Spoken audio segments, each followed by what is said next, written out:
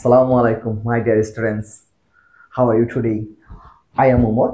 Today, I would like to discuss about our second class about transformation of sentence, simple, complex, and compound. Today, I will be discuss about the first rules. আমি বলছিলাম last ক্লাসে যে একটা rules থেকে আমরা 6টা rule শিখবো, 11টা rules থেকে আমরা 66টা রুলস শিখবো ইনশাআল্লাহ। তো আজকে আমরা একটা রুলস থেকে কিভাবে 6টা রুল শেখা যায় সেটা ফলো করি। আমরা কম্পাউন্ড সেন্টেন্স চেনার নিয়মগুলো আমরা লাস্ট ক্লাসে শিখছি। আজকে আমরা সেই কম্পাউন্ড সেন্টেন্সগুলোকে ফলো করি, আমরা কিভাবে কমপ্লেক্স সিম্পল করা যায় ফলো করি। আমরা লাস্ট ক্লাসে শিখলাম বার্ড অথবা ইয়েট থাকলে ওটা কম্পাউন্ড সেন্টেন্স হয়। তাহলে বার্ড অথবা ইয়েট এটা কিওয়ার্ড। বার্ড অথবা ইয়েট যুক্ত কম্পাউন্ড সেন্টেন্সকে কিভাবে আমরা কমপ্লেক্স করবো? তাহলে বার্ড অথবা ইয়েটকে তুলে দিয়ে আমাদের দো, অলদো অথবা ইভেন দো তিনটার মধ্যে যে কোনো একটা বসাইতে হবে, তাহলে ওটা কমপ্লেক্স সেন্টেন্স হবে।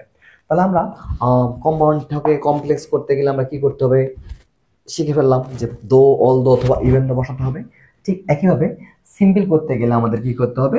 বার্ড অথবা ইয়েটকে তুলে দিয়ে ইন স্পাইট আপ অথবা ডিসপাইট ভার্বের সাথে আইএনজি।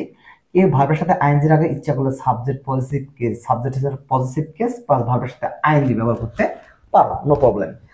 দুটোর মধ্যে দুটোই রাইট, এই নিয়মও রাইট, এটাও রাইট, ডিসপাইটও ব্যবহার করতে পারো, সেটাও রাইট। এখন আমরা জাস্ট একটা একটা করে ফলো করি। কম্পাউন্ড থেকে বার্ড অথবা ইয়েট যুক্ত কম্পাউন্ডকে কিভাবে কমপ্লেক্স করবো সেটা ফলো করি।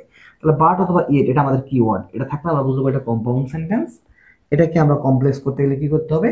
বার্ড অথবা ইয়েটকে তুলে দিয়ে দো, অলদো অথবা ইভেন দো এই তিনটার মধ্যে যে কোনো একটা বসাতে হবে। আমি ধরো অলদো নিয়ে নিছি, তুমি ইচ্ছা করলে দো নিতে পারো, ইভেন দো নিতে পারো।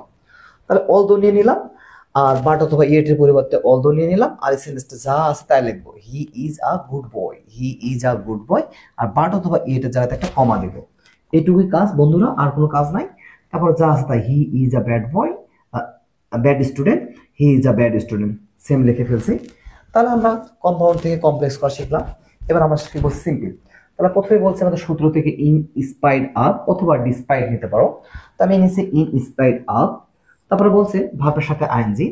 তাহলে ভার্বটাকে এখানে ইজটা হলো মেইন ভার্ব, তাহলে ইজের সাথে আইএনজি দেওয়া যায় না, তাহলে আমরা কি করবো? বির সাথে আইএনজি দিতে হবে, অর্থাৎ বেস ফর্ম ছাড়া আইএনজি যোগ করা যায় না। তাহলে ইজের বেস ফর্ম হলো বি, বির সাথে আইএনজি দিয়ে হলো বিইং।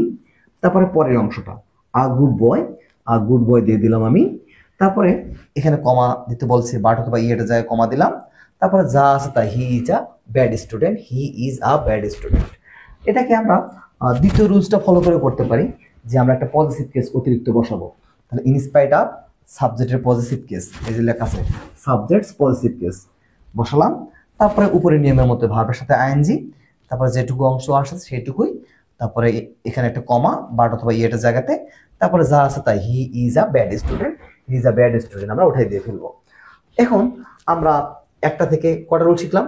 বার্ড অথবা ইয়েট যুক্ত কম্পাউন্ড থেকে আমরা শিখলাম কমপ্লেক্স করা শিখলাম, সিম্পল করা শিখলাম।